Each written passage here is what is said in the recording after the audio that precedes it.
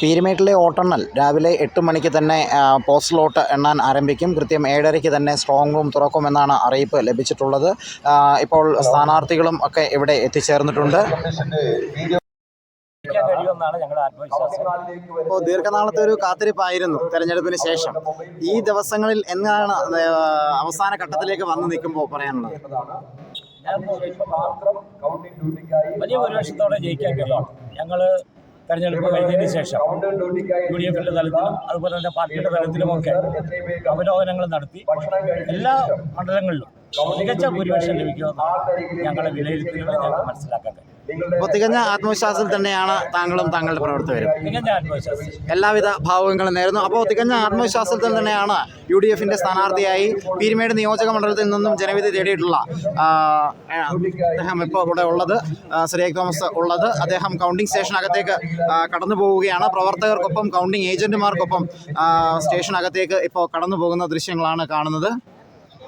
ഇടതുപക്ഷത്തിൻ്റെ സ്ഥാനാർത്ഥിയായി ഈ പീരുമേട് മണ്ഡലത്തിൽ മത്സരിച്ചിട്ടുള്ള കെ സലീം കുമാർ ഇപ്പോൾ പ്രവർത്തകർക്കൊപ്പം കടന്നു വരികയാണ്. അദ്ദേഹം കൗണ്ടിംഗ് സ്റ്റേഷനിലേക്ക് പ്രവേശിക്കാനുള്ള തയ്യാറെടുപ്പ് നടത്തുകയാണ്. ചോദിക്കാം നമുക്ക് അദ്ദേഹത്തോട് എന്താണ് ഇപ്പോൾ പറയാനുള്ളത് എന്ന്. അവസാന ദിവസം നമ്മുടെ കൗണ്ടിംഗ് ദിവസത്തിലേക്ക് എത്തിയിരിക്കുകയാണ്. എന്താണ് അങ്ങേക്ക് ഈ നിമിഷം പറയാനുള്ളത്? പീരുമേട് അസംബ്ലി നിയോജക മണ്ഡലത്തിലെ ഇടതുപക്ഷ ജനാധിപത്യ മുന്നണി സ്ഥാനാർത്ഥിയായ ഞാൻ ഇന്ന് നല്ല ഭൂരിപക്ഷത്തോടെ വിജയിക്കുന്നതായിരിക്കും. കേരളത്തിൽ ഇടതുപക്ഷ ജനാധിപത്യ മുന്നണി ഗവൺമെൻറ്റും അധികാരത്തിൽ വരും. അപ്പോൾ എല്ലാവിധ ആശംസകളും നേരുന്നു. അപ്പോൾ അതാണ് ഇടതുപക്ഷ ജനാധിപത്യ മുന്നണിയുടെ സ്ഥാനാർത്ഥിക്ക് പറയാനുള്ളത്. പീരുമേട് നിലനിർത്തും എന്ന് തന്നെയാണ് അദ്ദേഹം ഇപ്പോൾ നമ്മളോട് പ്രതികരിച്ചിട്ടുള്ളത്. അദ്ദേഹം പ്രവർത്തകർക്കൊപ്പം ഇപ്പോൾ കൗണ്ടിംഗ് സ്റ്റേഷനകത്തേക്ക് കടന്നു പോവുകയാണ്.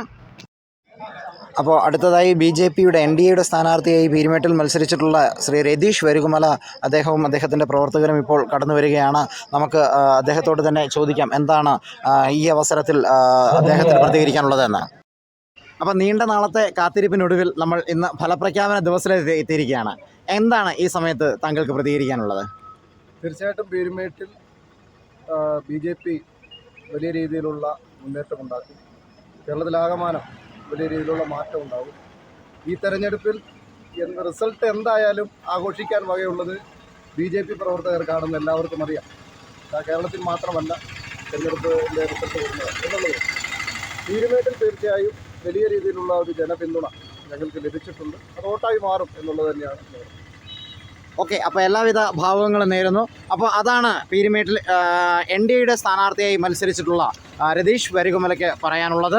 BJPക്ക് വലിയൊരു മുന്നേറ്റം ഈ തെരഞ്ഞെടുപ്പിൽ പീരുമേട്ടിൽ ഉണ്ടാകും എന്നാണ് ഇപ്പോൾ അദ്ദേഹം നമ്മളോട് പറഞ്ഞിരിക്കുന്നത്.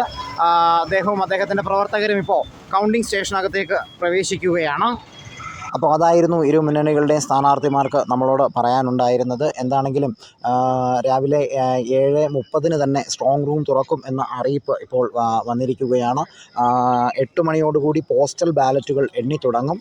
8 മണിക്ക് പോസ്റ്റൽ ബാലറ്റുകൾ എണ്ണി തുടങ്ങിയാൽ 8:15 നമുക്ക് ആദ്യ ഫലസൂചനകൾ ലഭ്യമാകും എന്നാണ് പ്രതീക്ഷിക്കുന്നത്. ഇടതു ക്യാമ്പും ഇപ്പോൾ തികഞ്ഞ ആത്മവിശ്വാസത്തിൽ തന്നെയാണ് എന്ന് അതിൻ്റെ പ്രവർത്തകർ ഇപ്പോൾ നമ്മളോട് പറയുന്നുണ്ട്.